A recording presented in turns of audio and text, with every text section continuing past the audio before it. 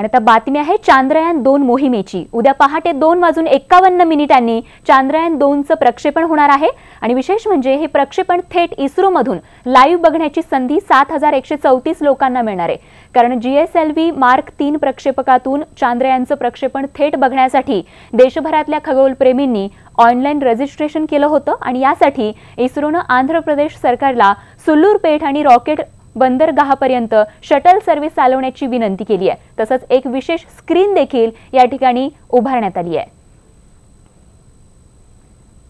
तर चांद्रयान-2 मोहिमेसंदर्भात अधिक तपशील जाणून घेण्यासाठी अधिक चर्चा करण्यासाठी खगोलतज्ञ सुरेश नाईक सर आपल्या सोबत आहेत। नाईक सर, स्वागत आपल्या न्यूज18 लोकमत मध्ये। एकूणच अत्यंत महत्त्वाची ही मोहीम भारताच्या दृष्टिकोनातून किती महत्त्वाची आहे ही मोहीम आणि काय वैशिष्ट्य सांगता येईल या मोहिमेचं? सर्वात मोठं वैशिष्ट्य म्हणजे चंद्राच्या दक्षिण भागावर हळूवारपणे यान उतरवणारी ही जगातली पहिली मोहीम असेल आणि त्या दृष्टिकोनातून हे आपण एक विक्रमी असं यान उतरवणार आहोत। आणि ह्याचं कारण असं आहे की चंद्राच्या दक्षिण भागामध्ये अतिशय जुने म्हणजे जवळजवळ अब्जावधी वर्षापूर्वीचे खडक आहेत आणि त्यांचं आपण निरीक्षण करणार आहोत आणि त्याच्यामुळे आपल्याला जी माहिती उपलब्ध होईल त्याच्यावरून सौरमालेची व्युत्पत्ती याच्याबद्दल माहिती मिळू शकेल आणि ही माहिती मिळवणारा भारत हा पहिला देश राहील। आणि त्याशिवाय ह्या भागामध्ये सावली जास्तीत जास्त आहे आणि त्यामुळे काय होतं की सूर्याचा प्रकाश कमीत कमी इकडे जातो आणि जास्तीत जास्त पाण्याचा साठा बर्फाच्या स्वरूपात असू शकतो आणि त्याचा उपयोग मनुष्याला तिथे आपली छावणी प्रस्थापित करण्यासाठी होऊ शकेल भविष्यामध्ये। त्यामुळे हा पण अतिशय एक वैशिष्ट्यपूर्ण भाग या मोहिमेचा आहे। आता ही आपण जर चांद्रयान-2 मोहिमेबद्दलची आणखीन बाकीची जर वैशिष्ट्ये पाहिली तर ह्याच्यामध्ये 3 भाग आहेत। चंद्रयान-2 मध्ये 3 घटक आहेत। एक म्हणजे ऑर्बिटर आहे, तो आहे 2379 किलोचा। नंतर विक्रम नावाचा लँडर आहे, तो चंद्रभूमीवरती उतरेल, तो आहे 1471 किलो वजनाचा। आणि त्या लँडर मध्ये प्रज्ञान नावाचा रोव्हर आहे म्हणजे बगी आहे, ती 27 किलो वजनाची आहे।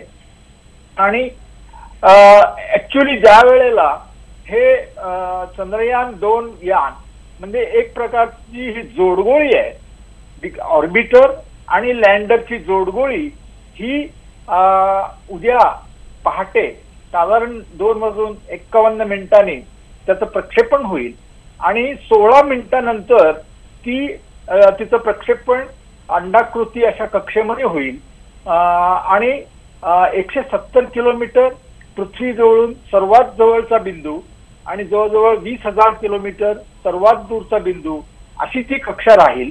आणि त्याच्यानंतर 16 दिवस ही कक्षा चंद्राजवळचा जो बिंदू आहे दूरचा तो ती कक्षा वाढवत नेईल आणि 16 दिवसानंतर तो चंद्राकडे प्रयाण करेल आणि चंद्राकडे पोचायला त्याला 5 दिवस लागतील।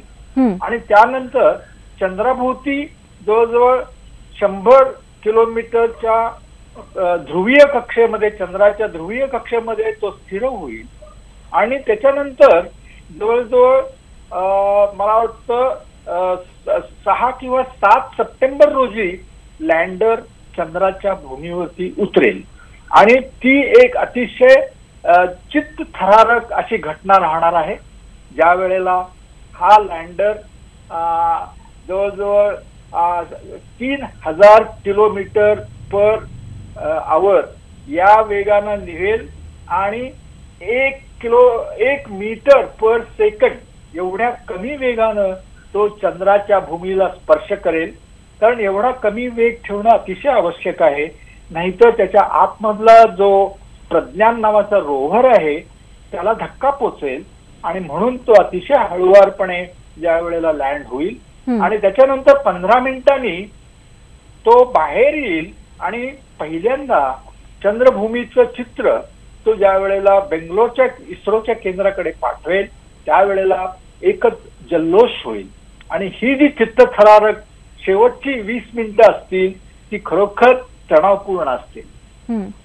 अगदी नाईक सर, अत्यंत सविस्तरपणे अभ्यासपूर्ण असं हे स्पष्टीकरण या ठिकाणी चांद्रयान-2 मोहिमेसंदर्भात आपण सांगितलेलं आहे. खूप खूप धन्यवाद. उद्या देखील खरं तर आपल्याकडून या चांद्रयान-2 मोहिमेसंदर्भात अशीच माहिती आम्ही घेत राहणार आहोत. तुर्तास खूप खूप धन्यवाद या माहितीसाठी आणि एकूणच संपूर्ण टीमला खूप साऱ्या शुभेच्छा आणि ही मोहीम सक्सेसफुल व्हावी. आणि यानंतर एक महत्त्वाची बातमी आहे शिरूरमधून. शिरूरमधील फाकटे गावात विहिरीमध्ये बिबट्या पडलेला आहे. भक्ष्याच्या शोधात हा बिबट्या विहिरीत पडल्याची माहिती मिळतेय. तर या बिबट्याला वाचवण्यासाठी शर्थीचे प्रयत्न सुरू आहेत. या विहिरीची ही दृश्य आपण पाहतोय. याच विहिरीमध्ये हा बिबट्या पडलेला आहे आणि या बिबट्याला या विहिरीतून बाहेर काढून त्याला जीवदान देण्याचा प्रयत्न या ठिकाणी सुरू आहे. तर बिबट्याला वाचवण्यासाठी सध्या रेस्क्यू टीम त्या ठिकाणी पोहोचलेली आहे आणि त्या बिबट्याला वाचवण्याचे प्रयत्न, बाहेर काढण्याचे प्रयत्न सुरू आहेत.